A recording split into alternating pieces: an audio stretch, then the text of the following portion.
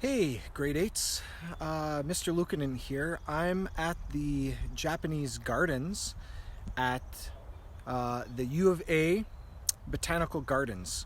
So, part of the Botanical Gardens, they've got different sections, and one section here is the Japanese gardens. So, what I'm going to do today is I'm going to show you a few things that are here at the Japanese gardens that are representative of Japanese culture, architecture, and some of the things that we're learning about in this last unit in the grade 8 social studies class. So come on with me, I'll show you a bunch of stuff today, and hopefully we'll have a nice little relaxing morning together on video. Now, some of the things that you can see out at the Japanese garden are things like this, which is a shrine. Now you'll notice that even though the gardens have nature surrounding them, on all sides here, they do have some buildings, and we'll talk about that building over there a little bit. We'll talk about some of the other structures we see. But you'll notice that this one kind of stands out. It's here near the lake on a hillside next to the bridge. Now, this shrine has something important with it. You'll notice perhaps that up on this shrine is an image. And the image is more of what we would think of as a Buddhist image. It's hard to see with the shadow there, but you can see a Buddha kind of sitting in there. I believe he's sitting on a lotus flower, if I'm not mistaken there. And that lotus flower is indicative of very important parts of Japanese culture. Now, part of what they think is important is all about renewal, birth, life, and growth. And a lot of Japanese gardens focus on water elements. Now, this one doesn't seem to have a lot of lotus flowers or anything in it yet, or lilies or any of that kind of thing. Still very early in the year, but the importance of water and the lotus flower in their culture is shown in that carving up there with Buddha sitting on it, that this is a source of life and growth, renewal, those kinds of things. Now, moving to the side a bit, we still see the shrine in place on the hill with the bridge right there. Now, the shrine itself is made out of a concrete substance, but it looks like rock. And the Japanese always found it important to mix the natural with the human-made. So you will find things like that shrine that are made by humans and clearly, of course, not natural, and also the bridge. But the structures are supposed to complement nature. So you'll notice that the shrine, well, it stands out. It has a certain kind of place in the hillside, amongst the trees, amongst the grass and the other kinds of rocks. And it serves as a focus point, especially as you're coming off the bridge or standing by the lake. You'll also notice the bridge with the arch. The arch is going to be important because it's kind of a smooth and natural looking shape. Now, there could be different kinds of bridges. Sometimes they're flat, sometimes they're even zigzag so that you can go in amongst the water elements and things like that. But they're always supposed to look like they belong. You're never supposed to see something and think, that doesn't belong there. So although these two things are very, of course, man-made, they are meant to look as part of the natural landscape as possible. Now, I'm going to move over here, and you'll notice that we have a series of steps. Now, this is the other kind of thing, is that although these steps are here, these are not man-made.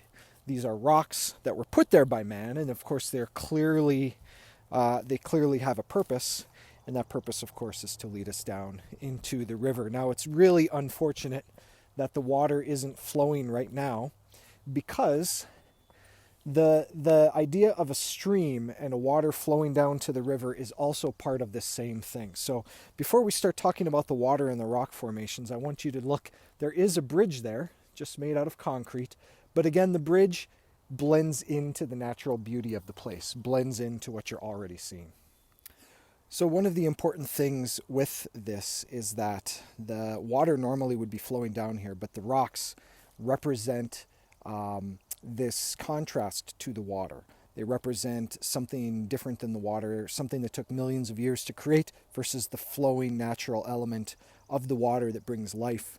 And the two contrasting together helps to make us understand something about life as well. They aren't just rocks and water.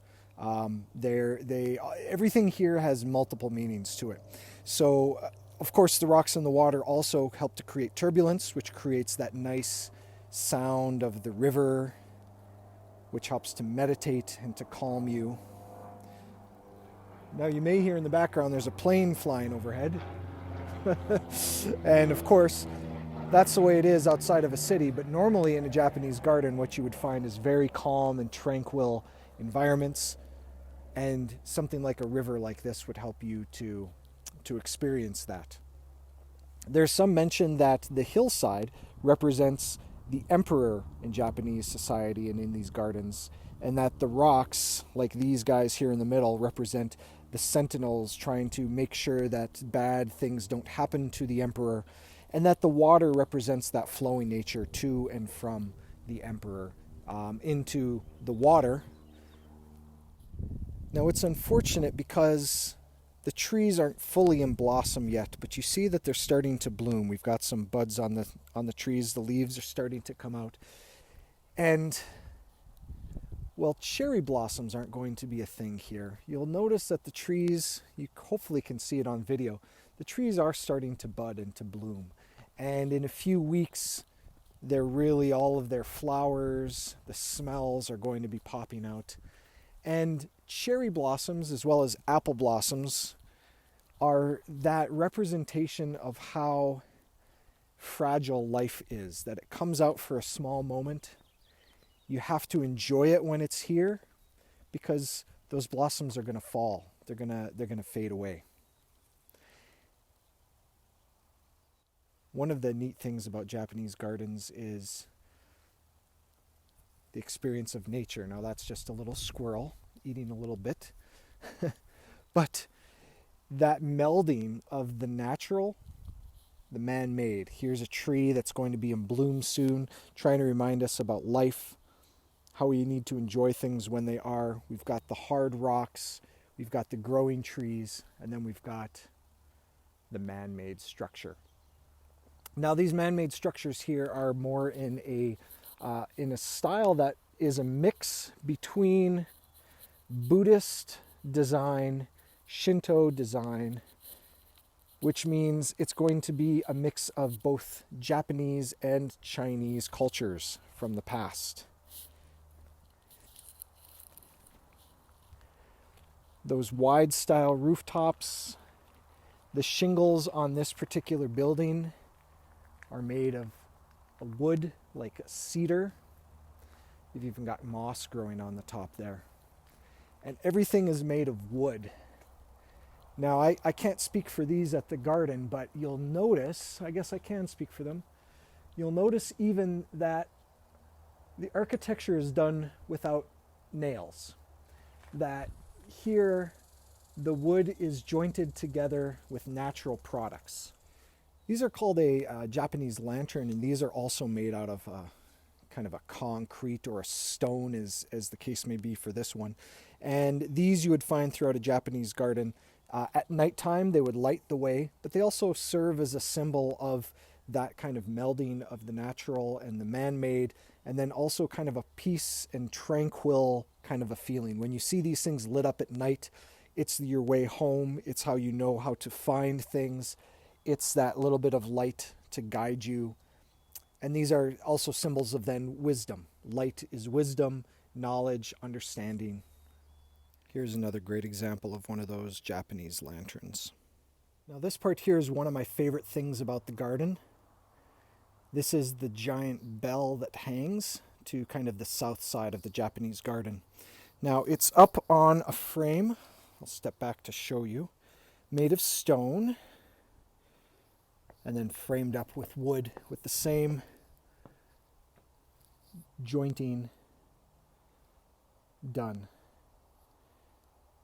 Traditionally, I believe these were made of bronze. And they would hold a lot of different meanings. Now, this one talks about friendship between Canada and Japan and the understanding between the two. And these bells could be used for meditation.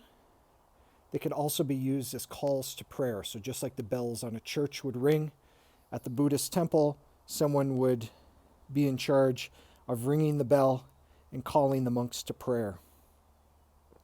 Let's listen to what it sounds like. So you notice on this side there's a striking area where the bell is struck. And what I'm going to do is I'm going to strike the bell, and we're just going to listen to a bit of what that would sound like. So we'd swing this back and forth, and we're just going to give it one good ring and listen to it ring out.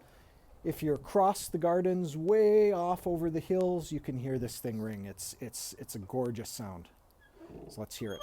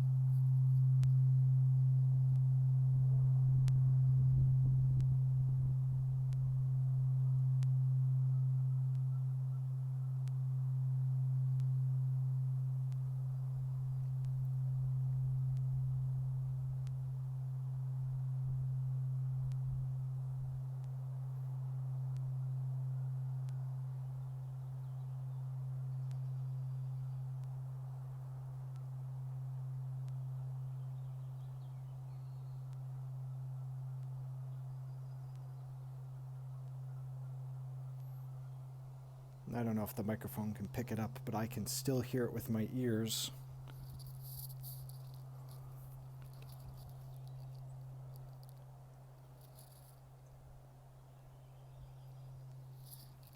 It echoes off across the land. Pine trees represent an important part of Japanese culture as well. You'll notice that Japanese gardens are surrounded in pine trees. They're natural. They form a great kind of canopy. They stand up tall. They give good shading, light, and a certain calmness. They give houses for the birds, a place for us to enjoy and look at. And the steady green reminds us of the constancy of life, that things continue to move on through the years, but they have a certain calmness to them that we can learn from. Well, that just about does it for me. I'm going to just leave you with a few more shots of the garden, and I hope you can come out here and enjoy it one day once the botanical gardens open up again. And as you watch some of this, think about what this would be like in Japan in the real setting, with maybe mountains surrounding you and no highway just to the east of you or anything, or to the west of you. Really come out here sometime if you can this summer, and just sit on the grass. Take a look at the trees, listen to the birds, watch the water, listen to that river once it gets flowing again, and enjoy yourself. Thanks a lot for coming with me today here, and hope you have a great day.